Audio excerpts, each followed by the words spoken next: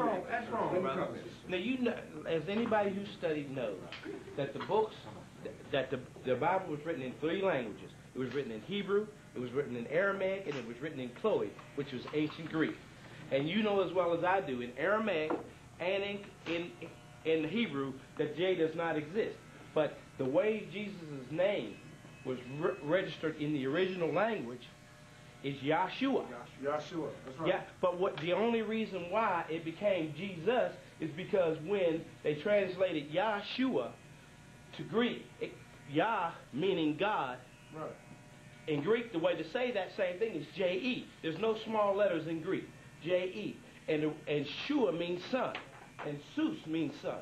So it went from Yahshua. So the way to say Yahshua, which is Aramaic, and say Jesus is say Jesus in Greek. And the only reason why that's what I believe in. Never mind the discussion. If I'm preaching, what you believe. That you gotta believe. Let Michael make a comment. Let Michael make a comment.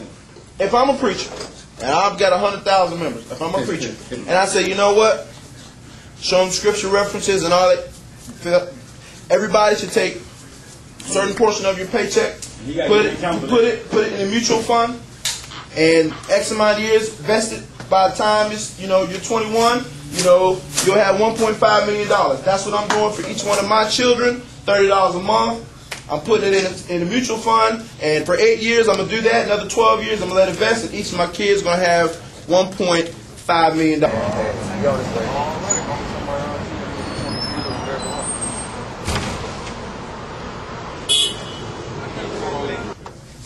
I gave the information because I either read it or was taught. You may know it. You may say, bro, I'm going to teach you something. And I listen to you. I take in what you say. You know what? That makes a lot of sense.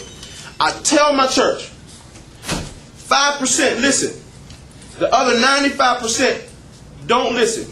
Therefore, does that make me wrong? Does that make me, just because the majority of my congregation isn't listening to what I've said or what I've taught? Okay, let me answer. So therefore, on any of the